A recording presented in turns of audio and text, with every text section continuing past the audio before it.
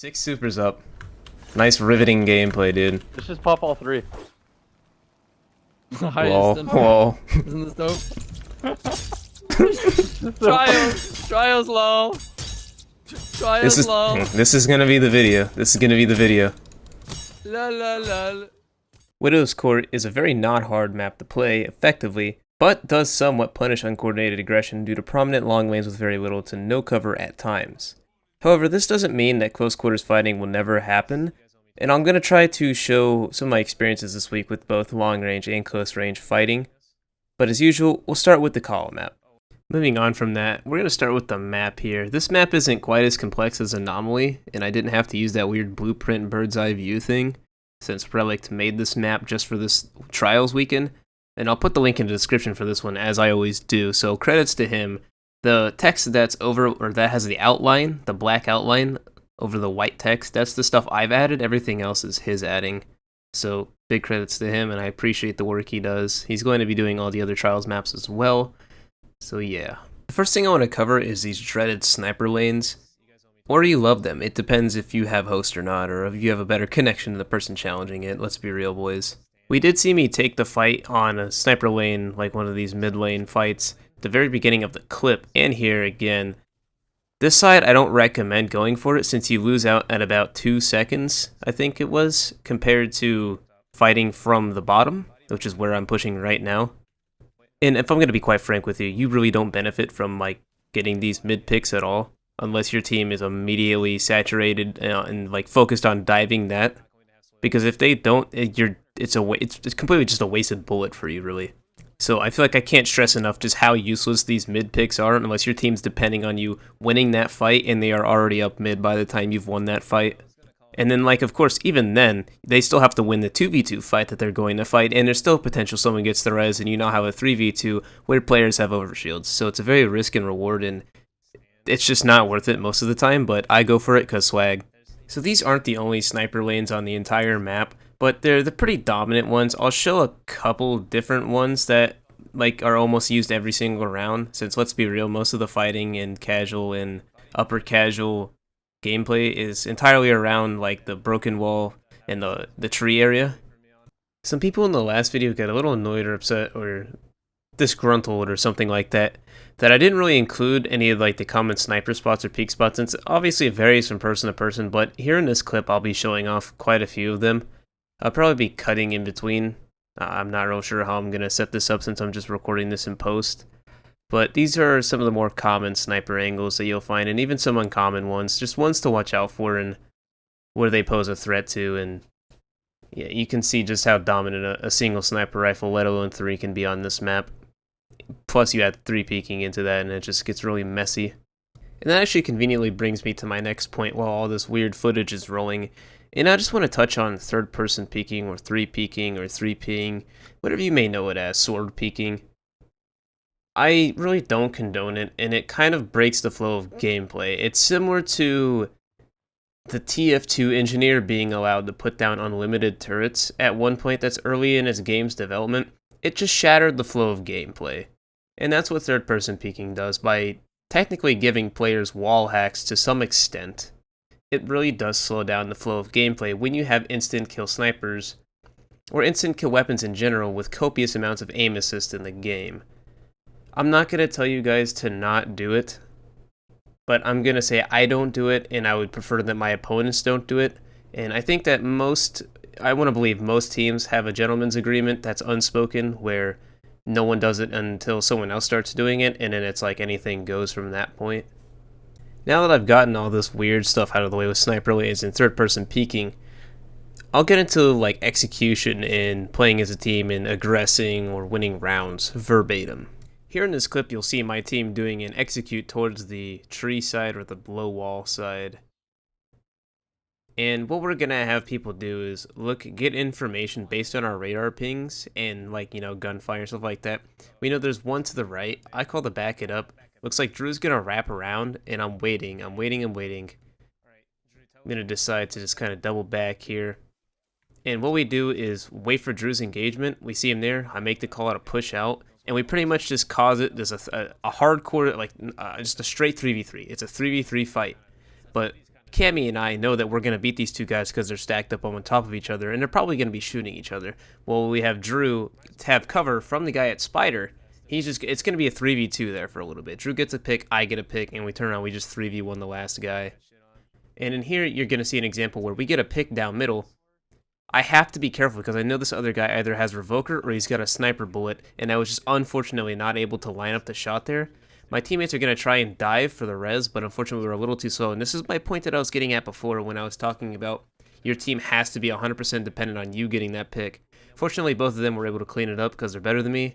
And that's just a good example of how you can play this really aggressively, provided you have something covering your lanes.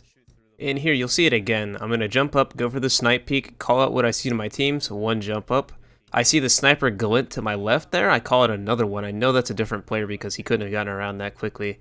We decide, okay, we got a body shot. Let's push it. We have two set up here. Me and Cammy know we're going to win this fight. That guy's scared, so he barricaded to the left. Drew's already pushed up to the right and killed a player, and we're also listening to calls from Drewski. And you can just pretty much see how that entire round folds out. I'll play it back again, honestly, because the comms are probably decent there. Through the box, and it wouldn't have happened. Uh-oh, I missed my shot, but he peeked it. Hey, oh no, I might die. No, we're good. We body traded. We body traded. Yeah. Didn't hit. Didn't hit.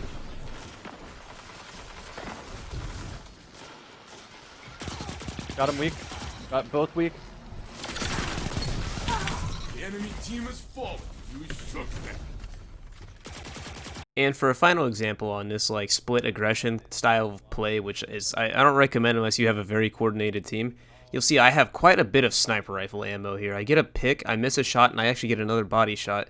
This guy's gonna peek me again, and I think I body him. Yeah, I get a body shot. I don't know how it was an headshot, but my team's already dove at that point. Cammy with the Telesto just dumped it on the bodies, hits another one, and then gets a throwing knife headshot. Like, it was a wrap at that point.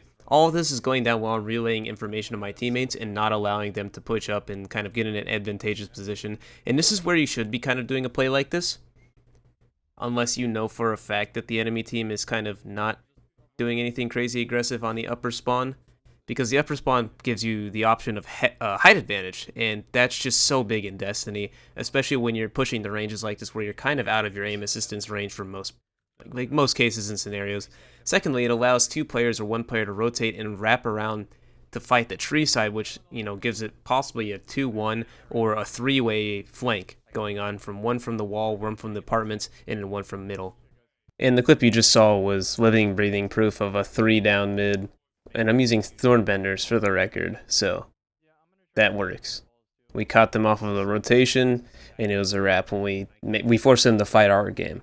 And here in this clip, we know it's heavy round, and we know that they're probably going to try and aggress on this, so we're going to try and catch them here either down mid or to the right. We see in a scope to the right, so we're like, wait a second. Push this way, and we got the radar ping that they're actually pushing forward, so we decided, alright, let's jump these guys. We made the consecutive call. 1, 2, 3, we all slid out, and we all started, you know, fighting in the mosh pit. Fortunately, we were able to get 2 really quick kills there, and then the third guy was just, you know, he was just clean up. And this just shows, you know, you can be defensively aggressive. It's hard to do. Not really hard to do, actually, but it definitely takes some discipline, and this is what I mean by uncoordinated discipline will get your team wiped very, very quickly. And here I want to show an example where things didn't quite go our way, and it was partially at fault to mistiming, miscommunication, and because we just didn't aggress. We struggled to aggress and take the point. You can see Cam slid out there, he jumped out in the air first in an attempt to not get sniped, but it just wasn't a good play. He got picked. Drew goes back for the res. I fucked up by having my shotgun out when I should have had the hand cannon. I should have taken a step back. And they were able just to dive on us and take advantage of that first pick. And this should just go to show just how important diving these picks are. Because if we would have gotten that res, that round probably could have been converted into a win for us. And I'll show another example here that is literally exactly what I said at the beginning of the video, where uncoordinated aggression just gets you destroyed. And I'll let the audio play on this one so you can hear the comms and see what went down. Not gonna lie. Because we can't afford to, watch out. We can't afford to play out in the middle of nowhere, you know what I mean? Yeah, like that. My bad. Mid and mid. Drew, push it, Drew, push it, Drew, push it. I'm going. You might be fighting a 2v2, 2v2. On my orb, he's on the wall. On my orb now. Bodied, dead. Getting a res. If you nade the orbs, you got it. Rip, he bodied. And so you can see there, That's pretty good example of why you got to be coordinated as a team. If we would have fought that at the exact same time, that player who sniped 2 of us would have went down immediately, and we would have just dived down the last 2 at trench, and it would have been a done deal. In regards to playing the reserved point, usually you're going to be doing this if you're holding the ticket booth or the candy stand or whatever you want to call it by the spider tank, because that's just such a strong power position where you have control of almost everything relevant in the map except for the zone. But even then, you still have a sight line towards the zone. I don't actually have any gameplay of this because we don't really play this way because it's very boring to us.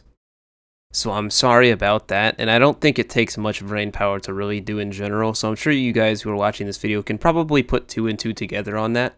But yes, in regards to final closing remarks, what I'll say is if you really don't want to play this map super slow, you can aggress. Just remember, work with your team, work out your timings, and make sure to communicate as best as you possibly can. Something else to consider is pushing the left side of the map or the Cabal side towards B flag. It's left side if you play the lower side, since that's usually when you're going to be pushing that. And that's actually such a really strong set of angles to take if your team is focused on, or if the enemy team is focused on you towards the tree area. I do feel like I covered this pretty much as well as I could given the circumstances and the timing I had. So if it wasn't enough, I'm sorry, but I hope you guys enjoyed it. Thank you for watching this one. I am out of here. And good job. Like, I really could have summarized this video by saying, aggress with your team. You don't want to be the team on the defending end. And if they're sniping you out, you can push together and melt them down with primaries. And that's pretty much the entire video summarized. So sorry if this was a little verbose or something. I just kind of came to the conclusion mid-render.